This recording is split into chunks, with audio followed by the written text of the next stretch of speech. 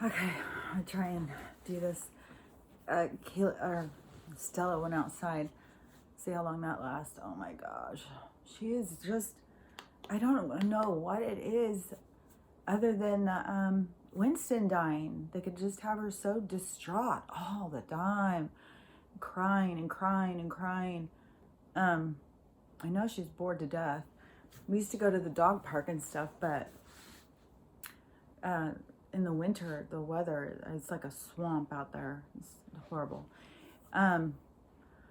But there's been all this stuff going through my head. You know how I like to talk about the shows that I watched. And yesterday, I thought this was weird. But so yesterday, I was looking for something to watch. You know, and it was one of those days where I start something and it's like, oh, no, nope. And then just kept switching it, you know, switching channels. I don't have very many channels. I have YouTube, Lifetime Movie, Prime, and Plex. Those are my options. And I've tried to do the classic movies and Hallmark movies, but I don't know. This Roku won't accept it. I don't know what the deal is. Anyways, so I thought this was weird. So I was looking for something to watch, and so then I'd given up on the other channels and I moved on to Prime. And when I went on there, it had a new movie, or it had just added some new ones for whatever. You know, I don't know how often they do it. If they do it weekly, monthly, or what. Someone's screaming outside. So anyways, there were some new movies. And the first one was Sonic. And so I thought, oh, well, I'll just watch that. I love to watch Jim Carrey dance, so I'll watch that. And so I was watching it, you know, and then, what was it? For some reason, it was something, and I thought, I think I'll just watch 23. And so I went on to Plex and started watching 23. And right when it started, it said the date. It says February 3rd, you know, 23. And so I was like, weird. What is today? That's weird. I wonder what today is. I was thinking it's February. So I got my phone and looked, and it was February 23rd. I was like, oh my God, what is the chances of that? And, you know, that one was 23. This was 223, which is another number that I get all the time. I'll see that number several times a day, 223. If I leave, I see it everywhere. It's on license plates everywhere. And so anyways, I just thought, oh, how weird. That is so weird that I end up watching it on the 23rd and I didn't even know. Oh, I see what's going on. Okay, so right now there's just so many people that just, oh no, they annoy me because they are so locked into this brainwashed MK Ultra situation, whatever. But all the ones that are locked in, they're so condescending and arrogant and just, I mean, it's like bringing the dick out of them, you know? They're really showing themselves to be, I don't know, they're going to have to face themselves. I already know that. I already know that's coming. Another thing I found interesting today was I like to watch Charlie Ward. Well, I used to watch him all the time when it was just, was mostly just him. And then he would have some people, you know, he kind of blew up. And so he has like tons and tons of videos. He's constantly, I think he interviews or chats with several people a day. And so there's lots of interviews. So I don't keep up on all of them. But I do like him. I like his insights. I like the stuff that he talks about. It's really helped me through the quarantine to understand a lot more of what's going on. So I watched one of his this morning when I got up. Well, I listened to it. And it was this guy, I don't know who he was, some guy in Nashville or something. So I don't know if he's a radio host or music. I don't know who he is. But so they were talking about what's going on as related to the Bible and stuff. And it was super interesting. It was the same information that I'm getting. And then after that one, somebody sent me another one this morning in a text. And so I went in to listen to it. And it was like, oh my gosh, it was so totally different people, totally different sources, totally everything different. And it was the same information. And that's the kind of stuff that I keep getting. And that's where I decide, of what resonates. Because to me, it is, what resonates, what makes sense, what feels right. And that's why I've always thought just the same with religion, Some people, it makes sense, that's how they relate to it. The second guy, he was talking about the Bible and how it is like interlays on the time thing, and talked about the Jubilee and stuff, which I know the Jubilee is coming because Charlie had been talking about that, and I've watched as it's been unfolding. So I know we're in that process, which is just gonna change everyone's lives. That's why it's hard to talk to people, who are really caught in that they haven't shifted over yet and seen reality for what it is. And when you try and talk to them, they're talking everything about this other reality. Well, this other reality, and you try and explain to them, well, this other reality is dying. That time is up. It's over. That's, don't think about how would you do this and this, because it's going to be something totally different. We're moving into a totally different era. It's going to be totally different experiences. And I'm just so excited too about I was thinking about this yesterday, how exciting it is to, once it switches over, because I'm older, and that to go in those med beds, which I have things that I want to get fixed anyways, but to do that, get your time, I think it is not, I don't think it like turns back time as much as it regenerates your cells back to their previous health-wise or something, and it mends them and stuff, because if it can grow back limbs, then it I don't know, it's fascinating. I can't wait to go in it. But to have extra time added on to life, and to me it also sounds like, if these machines can grow back limbs, and you're not going to die of cancer, you're not going to die of any of the stuff, and it heals everything, then what will people die of? Is it going to be like you choose to die? Like, okay, I've done all I've come to do. I've done everything possible this avatar can create. I'm ready to go and become someone new. Like, I'm not sure how it's going to work, I think it's possible we could live hundreds of years. And then if it's not all based on work and this dominance of the schedule on time, when you think about all these concepts that were created to control us, it's just mind-boggling. Because I think most of us are just like born and just, do whatever we can to survive and get by, and not even realize what a manufactured reality we live in. But luckily, all of those systems are, dissolving, they're falling apart. It's the end of an era, and we're beginning a new one, and that's going to be just so exciting.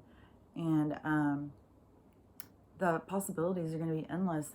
But when you try and tell somebody who is locked into the old reality still, they just think you're talking crazy talk. They can't even imagine life as you are saying. They can't imagine life as debt-free, disease-free, having time to, create what they want to do rather than have to go to work to try and survive. Yesterday I was talking about somebody, a particular person, a small woman with dark hair who's super, I can't stand her. And She is in charge of a lot of stuff, and she is just a disgusting person. But it was talking about, in the week she's in DC, then on the weekends she flies home to California, and how much money she spends to do that each week. And she's talked about her expensive ice cream and all this stuff, and it's like, I don't know, if people are especially in your own district, people are starving and homeless and stuff, it just is, it's so thoughtless. I mean, it's beyond thoughtless, but it's so bizarre. I just don't understand it. Like one day, one of my daughters and I, we had driven to Montana to see a concert, and we went to this restaurant, we got some food, and then it's 11:11. Oh, that choked me up. And when we went in there, it was really good. And I'd taken the rest in a container. We were going to the concert, and when we left, there was a homeless guy sitting out on the sidewalk with no food. So I gave him the rest of my food. And I think that is how, we all more are, of like, how can we enjoy something if we know somebody else is going without? And it's not about that, the government being in charge of that and taking away from us so that we're giving to them while they're out, living high on the hog. Flying, jetting around here, jetting around there, eating fancy ice cream while we're all starving, trying to keep each other from starving. It's such nonsense. But that whole part will be gone. That group, I've been waiting for a delivery. They send you the thing and they said, okay, your delivery is going to be here today. And that was 3 days ago. And then it's like, well, wait, it's delayed. Well, it will be there before 9 p.m. Then it's delayed. It'll be there, we don't know when. And then it just keeps saying delayed. It's moving. I don't know where. And out here, if you're not right on top of it, because I'm rural, if you're not right on top of it, there's people that, they come out here, I guess, to be homeless, and then they just steal from, I don't know, small farms and people on property, and so they go around and steal, and then I guess they sell it for drugs. And so anyways, if you're not right on top of getting your stuff, it just gets stolen. Another thing with rural mail, it just was so weird, is, it just comes whenever. I mean, I've had the mailman show up at my house at like 8:30 or 9 o'clock at night, knocking on my door. It was so creepy. But they just are, and mail goes to the wrong houses all the time. I mean, I think they've gone through several mailmen, and on next door, it's like the people's favorite topic. Talk about how horrible the mail service is. Anyways, I say that a lot. I was thinking about that last night. I'm constantly saying anyways. And then, so I was like, okay, I'm going to try and do a whole thing without saying anyways. I don't know. I guess there's just certain words that some people just say all the time and you don't really notice it when you're saying it. But then I keep noticing now. I guess talking to my phone, it lets me know these weird little, I don't know, catchphrase or something. I don't know what it is. I'm going to try and not say it again. There was some other stuff that I was going to talk about. There was something else in the movie, too. Like, I'm not going to critique his acting, obviously, I mean, he's a great actor. He's really good. Like, when you're watching him, you're not thinking about, like, what they're doing in the scenes behind, telling them what to do. He can catch your attention, and you just can get absorbed into watching him. So he's fun. He creates such good characters. I remember when he was on In Living Color, and when I very first started watching him, and I just thought, oh my gosh, this guy is so, he's just so rubbery. How he changes his face. and can look like different faces and stuff. And he had some funny characters on that show. I love the one, that lady, the workout lady. It just, I think about her a lot lately because of the thing with men going into sports now. So I think about his character off in Lemon Color. That one was funny. Oh, I can hear her coming. She's at the door. I'll probably hear her cry in a second. She'll beat on the door and she will cry. Then sometimes if I'm not just like right on it, she'll just go and pout. And she'll sit down and I'll open the door and I'll say, come on. And she'll just sit there and look at me like, oh, how dare you? And she'll just lay there and lay there and lay there. And then after she's decided she's punished me long enough, she'll get up, come back to the door, and then start crying again. I'll let her in, but she's gonna probably try and get me.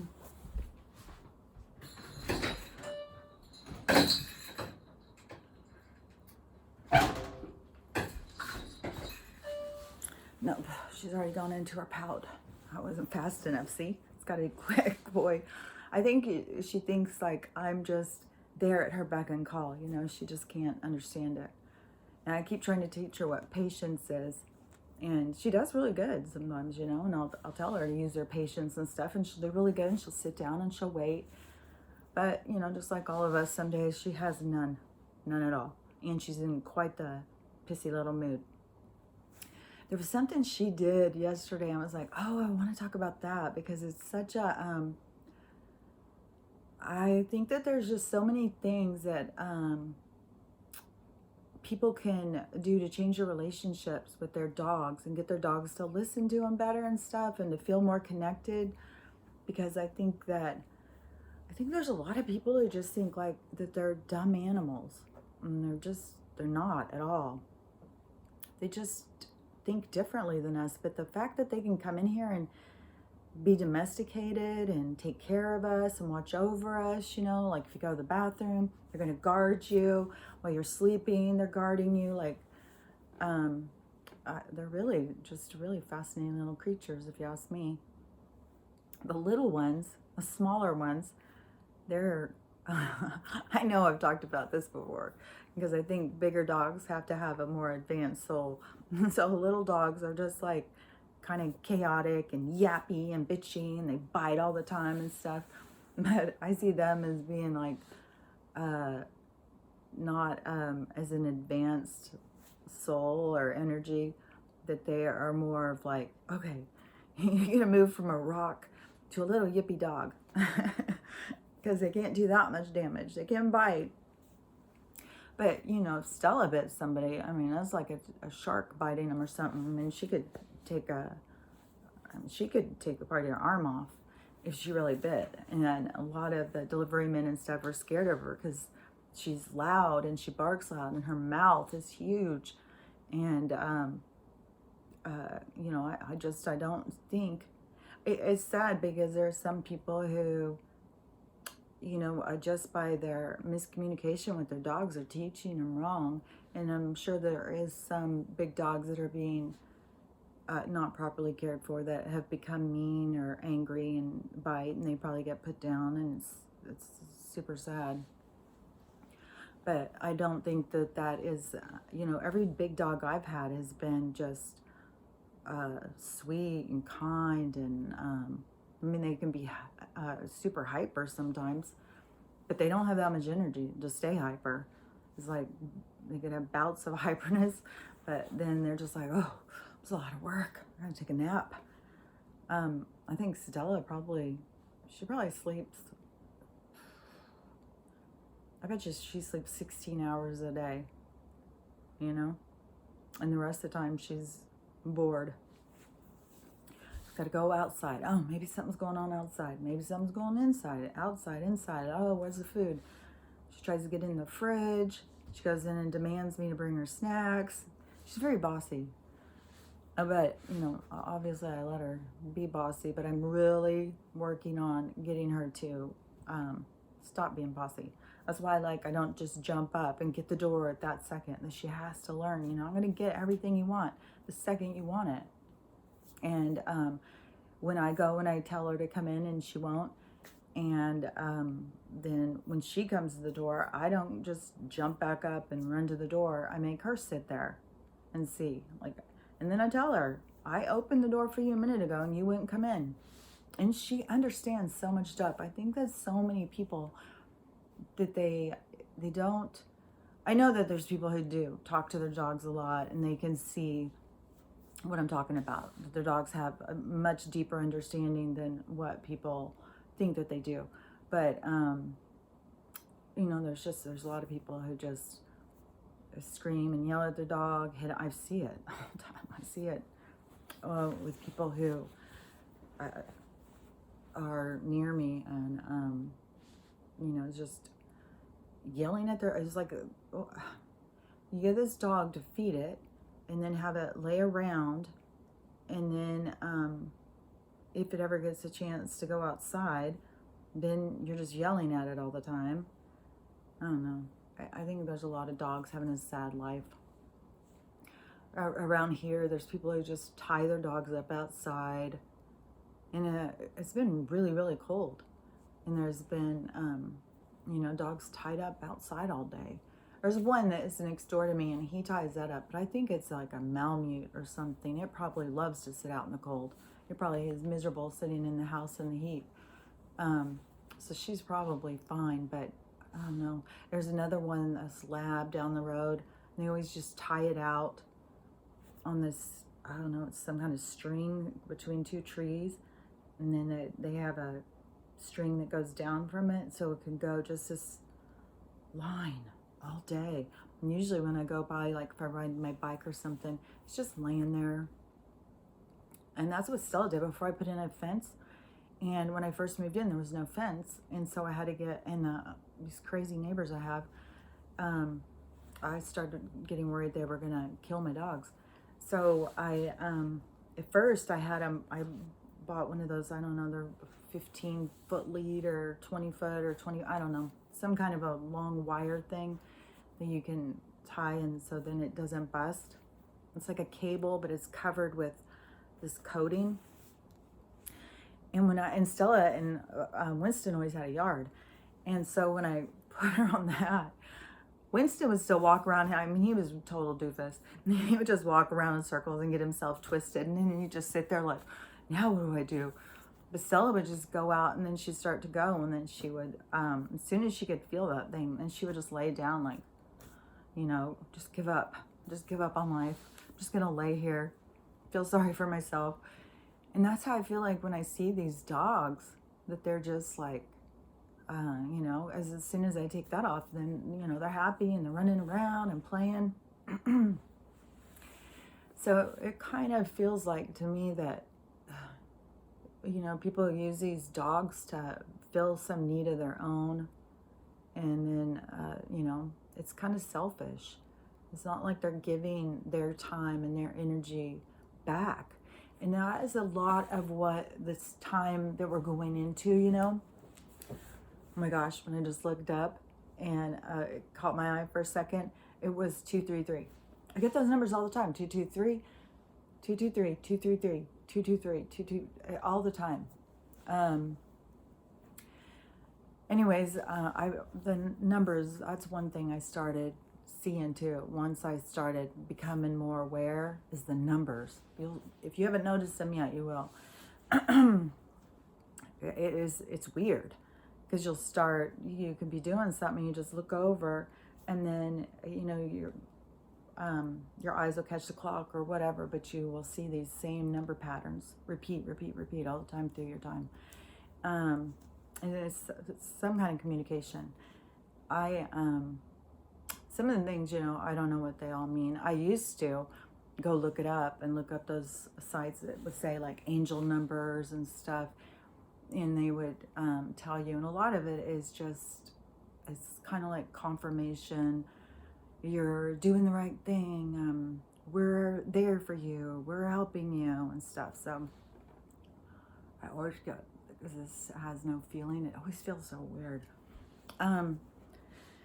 And then I always think, oh, something's going down or whatever.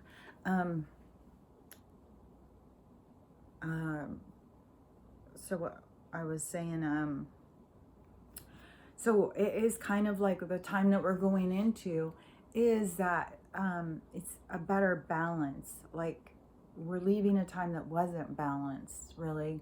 It was showing us, and you may not realize it in this life, but if you start understanding reincarnation and stuff, this duality has been there to teach us over many, many lifetimes. And there's been, a lot of us who have lived over these and have learned from the duality and stuff and see it in different ways. There's a lot of different perspectives about it. To me, what I've gotten out of it is there is no good or bad. It's comes from within yourself. And I know I've talked about it before because I always feel like the extremes are over there. But I'm not talking about the extremes in good or bad. I'm talking about our daily life and relationships and stuff like that, where there's the vicar and the victim, the person who's taking, and the person that, like, those these situations. It doesn't make this bad or good. It is this. It is all in how you look at it, and I'm kind of stuck on how to explain how I see it, but I don't see it as like this person's bad and this person's good. It's a situation they're trying to work out, and they have to come together. They have to come into balance, but there's so many variables because, like you could say, there is no balance if you're being abused, and that is, your journey is not to come to balance with that person. It's to protect yourself. So that's why I think there's a lot of people talking about these things, about ways to heal and ways to have new perspectives and understanding about things that we've been experiencing. And there's a lot of people talking about it, and that's why that I'm saying that if the stuff I say doesn't resonate with you, then there's definitely someone out there that would, and it can be based on experiences and stuff. I think for mine, it is a lot more about abuse and stuff, and about people, empowering themselves, and you have to. You can't just live this victim mentality. You can't just. It just doesn't work. It's you get yourself into this thing of poor me and life's too hard, but it has an energy that takes on, and you have to break away from that energy, and you have to change your focus. You have to empower yourself. You have to see your own strength, and a lot of times that involves changing. You have to change something. Maybe you have to change where you live. Maybe you have to change a job. Maybe you have to change, can be so many different things. But there's something that you yourself needs to do to learn how to take care of yourself, to protect yourself, and to not put this person's feelings or whatever above your own. And that's one thing that kept me trapped for so long, and I know it's kept a lot of other women trapped, is guilt. And feeling like you're the one who's doing something wrong, and if you just did this different, then they would be different. But that's not the way it works. You could try everything possible. You could completely change yourself, but when somebody else is so unhappy and so dissatisfied and so on edge about things, there's no reason to go around walking on eggshells. That person needs to go and just be miserable by themselves and get themselves out of their own hole. They have a lot of things they have to grow and stuff. And the people I know that I've had relationships with that were had issues, as far as I'm understanding, a lot of them still have the same issues. Like they have to change themselves. Like, you're not going to be able to rescue them and change them, no matter how many times they tell you or put the pressure on you or make it your fault or anything. That's where you have to go in and listen to yourself and find your own way to your own happiness. And you, just like I said before, you can't just be someone's doormat and then go and do affirmations. You've got to be a lot more drastic in your whatever you do to make a change. You have to literally make a change. And it may be that you have to pick up your kids and move out of this person's house, or you may have to have the police step in and move them out of your house and get a thing. And I know a lot of people that gets scary, because a lot of people feel like, well, then I'm just going to end up dead. And I would hope that that's not part of what has to happen. But that's the thing with all of these experiences. I mean, we know that does happen, and it used to be that I don't know, I think I used to be more not intimidated or scared or whatever of death. Like, I always had like this fear from when I was a kid of like, oh my gosh, it's gonna hurt. You don't know when it's gonna come. It could happen at any moment. You just never know. But really, think about it. What would you do if you were told the day you were gonna die? If they said, okay, you're born this day and you're gonna die this day and stuff, and it's gonna be in this way. I mean, you would never, I don't even know what you would do. I can't imagine that I would just get up in the morning and be like, okay, today's the day I'm going to die. I'm so excited, because it would be scary. That's the thing that is the most terrorizing in movies and stuff, when they show like the slowly killing somebody and the terror that they have to go through. That's horrible to me.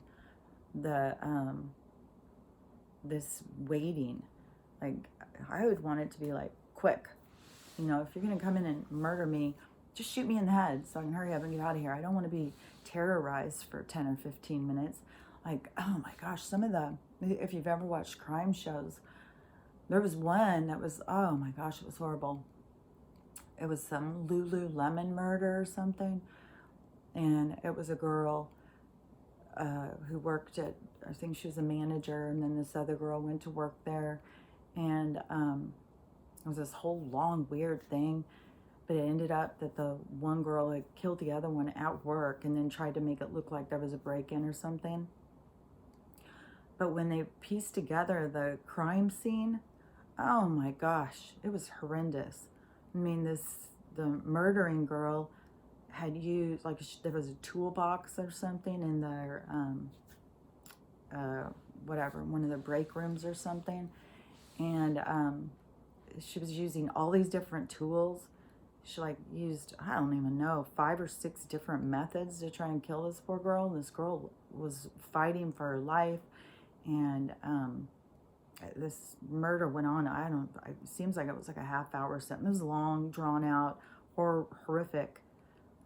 I know that I would be fighting every bit of myself, fighting this person. I always told my kids, if I end up murdered, you can make sure and check under my fingernails, because there will be DNA for sure. Because I'll fight. I fought when I was a kid, when my dad started trying to come in my room. I think I was like, I don't know, 9 or 10. And then that just, him being like that went on for until I was 18. I know I was 18 or 19. I think the last time I remember him trying, because he was constantly, and I know he did to a bunch of kids, and it's, I feel really bad for those kids. I'd fight him. I'd hit him. I'd kick him. I'd scream. I'd run. I would keep away from him. I don't give a shit. And, I think a lot of other people, like, when something traumatic happens, they freeze and they don't know what to do. They just kind of freeze and panic. And, if you're somebody struggling with that kind of stuff, I would say to fight back. But, I just like I'm saying, I know that there's people who get killed fighting back. And, I wouldn't want to be somebody who said, oh, just fight, and then you end up killed because I told you to fight back. Like, you have to figure out your own situation. And back on the death thing is that, I used to be scared of, how it was going to happen or when it was going to happen or whatever. But then the more I started understanding about, the life cycle and the purpose and the incarnation and reincarnation and, our real life isn't this life. This life is, it's like a piece of sand on a sandy beach. That's what this life is. And so, I can't get all hung up on it. And there has to be some kind of exit. There's an entrance. There has to be an exit. And to me, when the exit occurs, there's no accidents. It happens when it's supposed to happen. You completed the cycle. You completed what you came to do. And so my way of looking at it, like if somebody gets killed, is that that's the way it was supposed to happen. And say, for instance, it's a man who is abusing a child, and he kills that child, and so the child dies early. Well, it's, there's so many sad things about it, but the child came in to do that for this whole experience to happen. And, there's so many variables. It can't be so this man, realizes, or maybe it's because these two people go back and forth like that. There's a lot of people, if you start getting into it very much, that they murder each other back and forth, life after life. Like these patterns, people get stuck in patterns, and you can really see what the purpose is of reincarnation, and these going through these things over and over, expanding your consciousness, going through experiences so that you don't, like like I had talked about before, when I was a kid and I kept knowing things that adults around me didn't know. And those things because you've had experiences. You're not really a little kid when you're born into a little kid. You're really a soul. It can be, thousands and thousands, eons old. And, as moms, we feel very protective. Nobody wants to lose a kid. But there is situations, kids die all the time. And, that it can be because they're going to make a change in the world. Their death is going to, be a domino effect that's going to make huge change. It can be they're going to change somebody's life and their family. It can be so that other people who are going through that experience, what it is that they're learning from it. And that's why I say that all the things are so variable. There's no just set thing. So you can't just you can't just go in and tell somebody, oh, well, do this, do this, do this. Always you have to go inside, and that's the connection. That's the most important, is your connection to God or the other realm, however you can connect and stuff. That is your most important, and that's where you get your information and your knowing. It comes from within, and it's trusting what is inside of you, what's being told to you. And this is going to be a transition for people because it's not been that way for so long. People have been cut off purposely from their own intuition. They've been, shamed for listening to their gut. Oh my gosh, when I was younger, and I would always be like, well, I'm going to do blah, blah, blah. I'm going to go with my gut. And I can't tell you how many times I have been made fun of or lectured over not being logical and how stupid that is to go with your intuition. It doesn't even make sense. But I believe that's where we're going back to. I believe that is, I mean, I think, yeah, you can look at this stuff, but, just like I said yesterday or whatever, a couple days ago, that no matter which way you go, there's gonna be things that are gonna happen. It can be a flat tire here and a fender bender here. So all the things are gonna happen. It is, no matter what, you're here to learn how to overcome, how to grow, how to change, how to have insights and stuff. And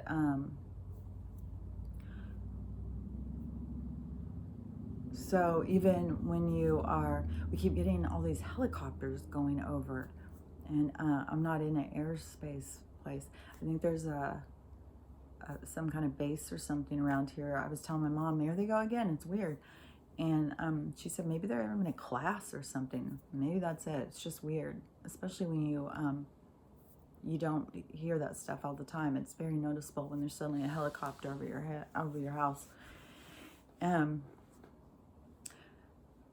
But the intuition for me is, you can look at this stuff, you can try and look logical and stuff, but you just have to go with what feels right, because there's not going to be any perfect thing. There's not going to be like, you can look at all the things, maybe you want to look at it for different reasons. Like when my kids are trying to figure something out, I always say, write it down, do the pros and cons, look at it, figure out, like, because sometimes in your head, things can just feel like they're spinning, like, you don't know what to do. And then you got all these emotions and feelings. And then if you ask other people, you got their stuff going on and stuff.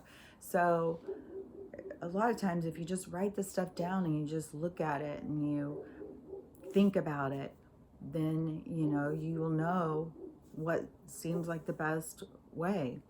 But I mean, I've definitely been in the thing where you have two choices and they seem the same.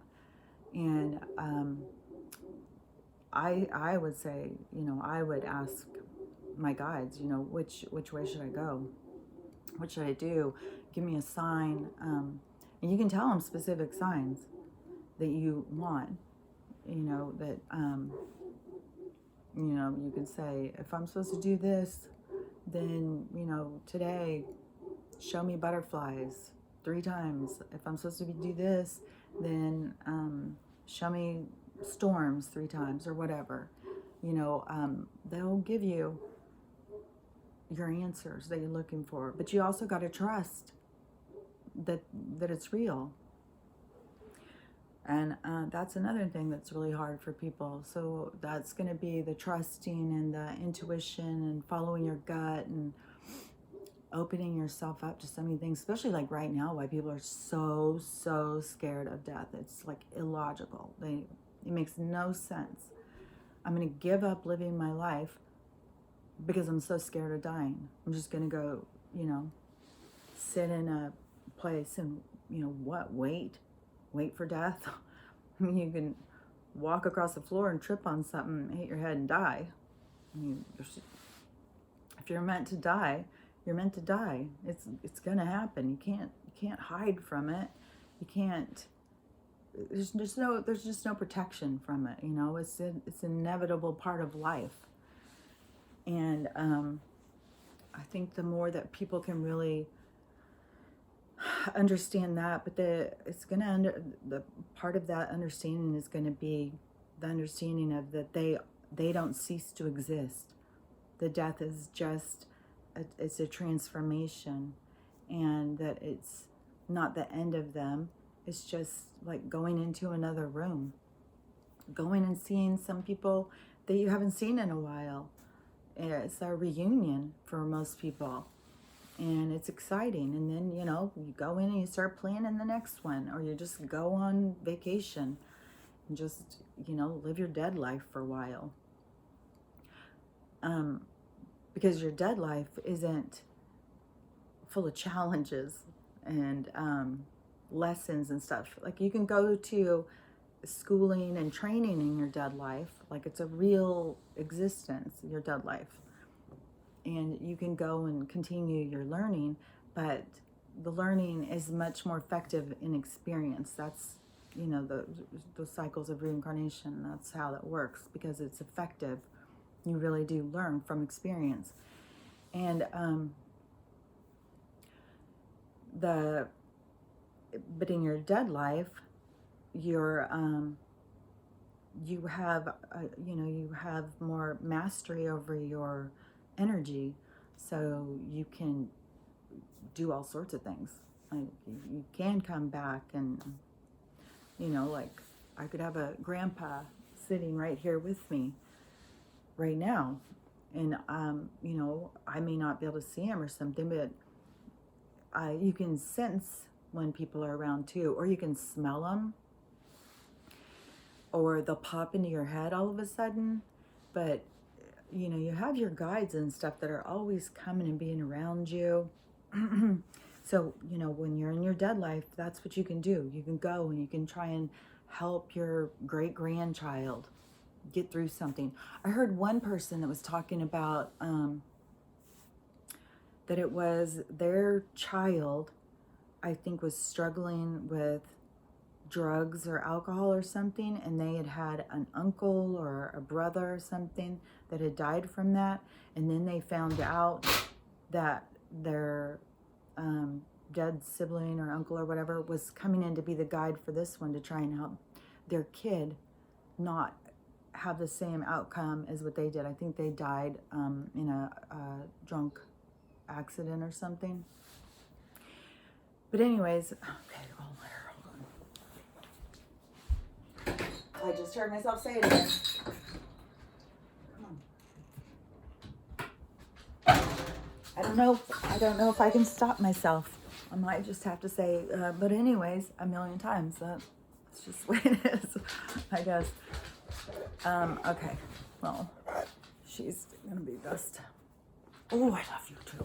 Okay, well, we'll go. Have a great day.